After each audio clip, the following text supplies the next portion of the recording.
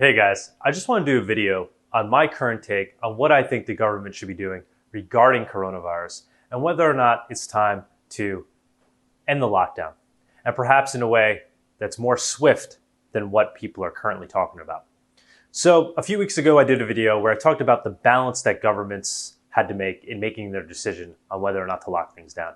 And basically, it was about, do we preserve human lives, protect public health and safety at all costs, versus preserving our liberties to essentially integrate in free and open societies, just like we normally expect we can do in America, and preserving the economy. So it became a balance of preserving life versus essentially preserving our free and open society and our economy. And the government came very hard down on the side of, we need to preserve life at all costs. And what they did was they completely shut down the economy. And at that time, I think that was the right thing to do. Given the facts that they had, given the information that they had, we didn't know a lot about the virus at the time. And we were seeing projections that coronavirus was 20 to 30 times worse than the flu, or even more. We were seeing projections that millions of people throughout the United States were going to die because of coronavirus. And so the government reacted. And I think they reacted correctly at the time. But now we're seeing new data come in based on what's actually happening out there. How many people are dying, how many people are getting the virus, and who's dying. And I'm going to go into the data, but first I'm going to give you essentially what my conclusion is and what I think we should be doing. I think we should reopen our society again.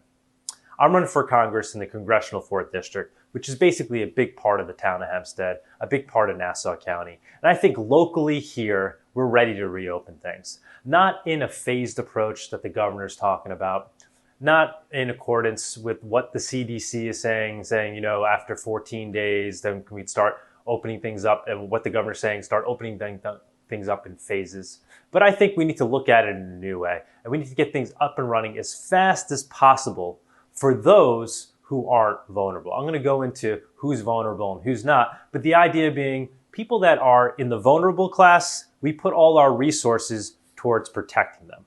We put the resources that we're going to be used to prop up the economy towards propping these people up, essentially allowing them to comfortably live and stay quarantined and stay out of harm's way, while allowing the non-vulnerable to get back to work, to start reintegrating into the economy. And I think it's really important that we take this approach, and that it is an emergency. Just like it was an emergency to start, to turn around and protect people as soon as possible, given the information we had at the time. Now that we have this new information, we need to react swiftly and get our economies up and running again. So let's go into the data real quick. So we're hearing that 1 out of 5 people in New York City have corona. This is based on studies that are being done where they're testing people as they're going to supermarkets, people that are coming in and saying, I feel sick, but just taking random people and testing them to see whether they come up positive or not. So that's 20% of the population. And now, as of last night, I'm seeing articles that, stats that are saying it's actually closer to 25%. So as the testing continues, as the population is getting larger in terms of who they're testing, this number is going up. So it looks like 25% of all people in New York City have had corona already. And in Nassau County, we're seeing numbers like 17%. So if you do the math real quick, there's 1.35 million people in Nassau County, and 17% of that equates to about 229,000 people. So about 230,000 people in Nassau County probably already had coronavirus, maybe more. Just like we're seeing this number go up, we might be seeing this number go up as they do more testing. And we know that 1,620 deaths have been attributed to the coronavirus. I say attributed because we'll get into that for a sec. This number might actually even be lower.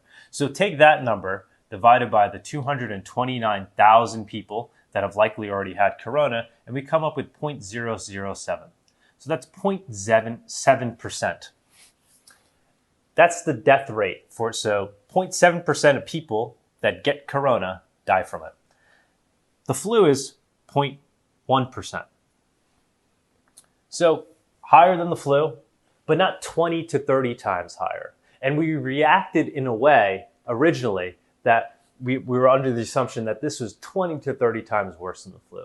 But it appears to be closer to the flu than we thought.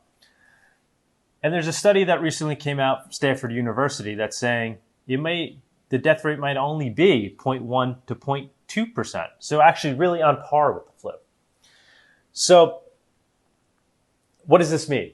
Like I initially said, I think this means we need to start kind of changing our perception about this and looking at it more like the flu and reacting to this virus in a way we would with the flu. So not shutting down our whole economy. So we were successful in the beginning in what we did with that, but now we need to treat this like an emergency, given the data that we have, and get things back up and running again so small businesses can open up again. Yesterday, I was taking a walk locally in the village of Hempstead. I spoke to some small business owners. Their shops are closed, but they happen to be around. I went to the shoe store that I normally get my shoes fixed at. I saw the guy there, and he was saying, I think what we need to do is open things up as soon as possible. I'm suffering here. Spoke to another business owner who was roaming the streets talking to only the businesses that were opening.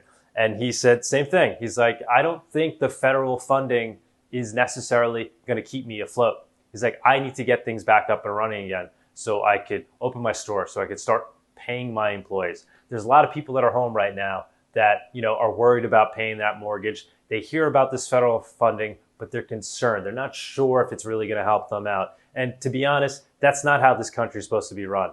We need to get things back up and running again. This is closer to the flu than we originally thought, and we need to start to treat it like that.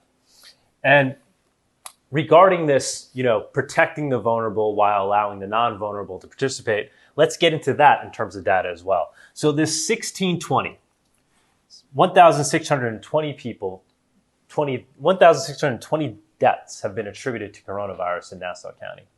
But we know there's this thing called comorbidities. And we're hearing stats that a lot of people that have died from corona also had other diseases simultaneously. Now, those deaths were attributed to corona, but if we went back and looked at those things, this number might actually be lower when you take comorbidities into account. So if anything, this number, the number of real deaths from corona might actually go down over time, right? As we start to look at it in a new light and take into consideration the comorbidities. But the question is, who are these people? And we're seeing data on that as well. So 90% of them, we know, have underlying health issues. We know that 95% of them are over the age of 50, and 2/3 are over the age of 70. We also know that people between the ages of 18 and 45 that got the virus, only 0.01% of them died. Obviously tragic that anyone, 45 or younger dies. That's a tragedy, but the fact that this number is so low means it's closer to the flu virus than we had originally anticipated. So if you're 45 and younger and you don't have any underlying health conditions, there's a good chance you'd be fine. It'd be the equivalent of getting the flu. So let's get back to why I think this is important. One, because I think we need to get the economy up and running again. Two, it is about saving lives.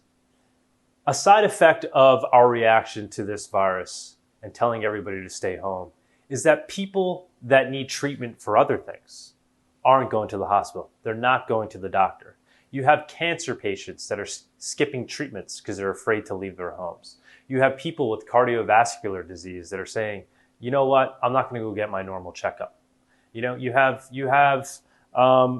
in addition to that, you have a higher rate of depression, we're seeing, right? Because people are being locked in their homes unnaturally. They're not able to go out and integrate.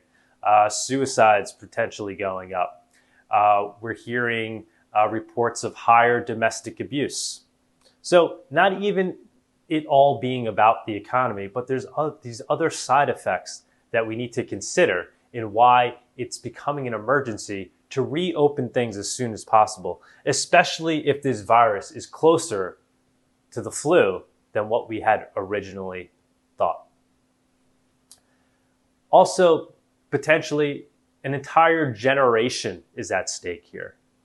People that are graduating college and entering into the workforce, they're going to be entering into a broken system. And this could potentially affect the entire trajectory of their lives. So it's just utterly important for us to not hesitate. And if this data is correct, if what we're seeing is correct, to not hesitate and to treat this like an emergency and realize we need to get things up and running as quick as possible. The other reason to take this approach, to essentially separate the vulnerable from the non-vulnerable, is it allows those people that are reintegrating into society to essentially get the virus. And the reason why we want that to happen is so that the virus burns out. So there's this thing called herd immunity. And if 70% of a population get a virus, it becomes difficult for the virus to then spread to a new host. So we allow the healthy to go back out. We allow small businesses to open up. We don't do it in this phased approach of deciding whether or not a business is essential anymore at this point. We say, hey, if you're healthy, if you don't think you fall into this vulnerable category, reopen and allow people who also don't fall into that category to come back out and integrate. We allow herd immunity to take place as the virus slowly spreads among the healthy.